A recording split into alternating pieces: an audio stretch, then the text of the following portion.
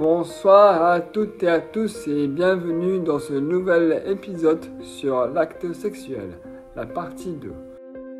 Extrait du livre Le masculin et le féminin, fondement de la création. La sexualité est un domaine très riche, très vaste. On peut l'observer et on l'a observé de multiples points de vue, organique, physiologique, psychologique, social, moral et religieux. Mais ce que l'on ne connaît pas encore, c'est le point de vue initiatique, car il a pour ainsi dire pas été révélé.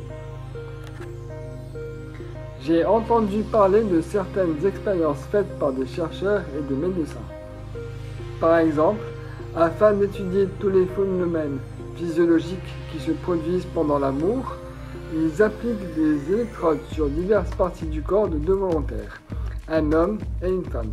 Ils les relient par des fils innombrables à des appareils d'enregistrement. Et tout cet appareillage leur donne des diagrammes qui varient au fur et à mesure que l'homme et la femme sont là, en train de s'embrasser, et ainsi de suite, emberlificotés dans cette forêt de fils. Comme il y a de plus en plus de gens soi-disant très émancipés et libres de tous les vieux préjugés moraux, quand on demande des volontaires pour ce genre d'expérience, ils sont, paraît-il, des centaines à s'offrir. Quant à ceux qui font ces études, il ne faut pas trop se demander s'ils ne regardent vraiment que les diagrammes. L'histoire ne dit pas tout ce qui se passe aussi en eux. Il doit se produire des réactions intéressantes et c'est dommage qu'ils ne soient pas eux-mêmes branchés à des appareils identiques. Mais quelle que soit leur observation, ils sont encore loin de trouver tout ce que la science initiatique nous révèle sur l'amour. Même s'ils connaissent un jour toutes les réactions physiologiques dans leurs moindres détails, les scientifiques ne sauront encore rien de l'amour tant qu'ils n'auront pas étudié ce qui se passe au niveau des radiations, des émanations, des projections éthériques, fluidiques, subtiles. Et d'ailleurs, ils ne soupçonnent même pas qu'il existe des phénomènes de cette espèce.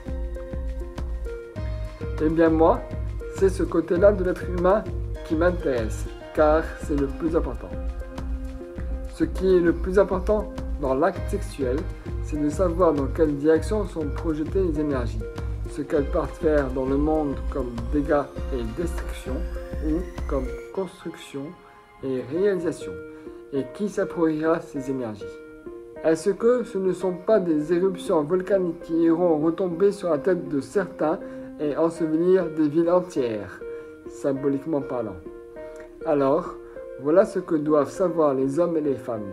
S'ils veulent simplement éprouver du plaisir, certaines entités inférieures, des élémentaux, des larves, des forces souterraines de la nature capteront les énergies qu'ils projettent et s'en régaleront à leurs dépens. Oui, il faut que les hommes et les femmes sachent qu'avec leur excès de sensualité, ce sont eux qui sont en train de nourrir toutes les entités malfaisantes, les larves, les élémentaux qui déchirent et dévorent l'humanité. Et même, dans les boîtes de nuit ou dans les endroits de débauche, vous ne savez pas combien il y a d'entités, et pas seulement des larves, mais des êtres humains désincarnés, des âmes inférieures, qui sont là et qui assistent au festin pour s'emparer de ces énergies. Oui, des humains qui n'ont pas pu s'assouvir ici lorsqu'ils étaient sur Terre, fréquentent ces endroits pour se nourrir des émanations grossières de ceux qui s'y livrent à la débauche. Tout cela, les initiés l'ont étudié depuis longtemps.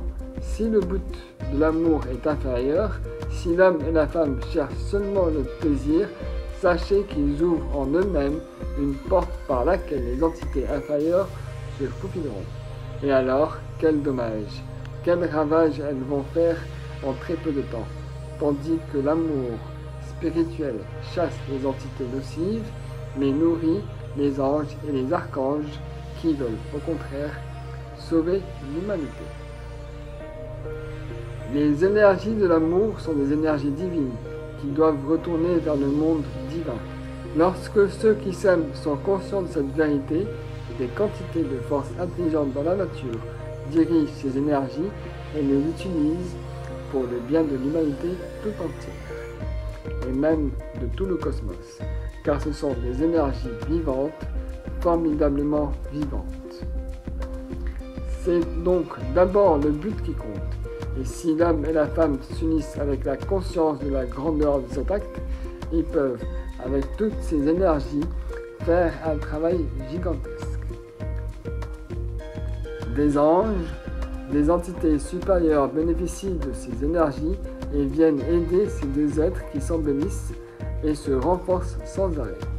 Il existe toute une science qui était connue jadis en Égypte, en Inde et surtout au Tibet, et ceux qui mettaient en pratique ces grandes vérités parvenaient même à prolonger leur vie et à obtenir des pouvoirs, parce que la puissance de l'amour est la plus formidable puissance dans le monde. Aucune force ne peut la dépasser, ni même l'égaler. L'amour est tout puissant. C'était tout pour cet extrait. Je vous attends en commentaire et vous dis à très bientôt. Paix à vous. Namaste.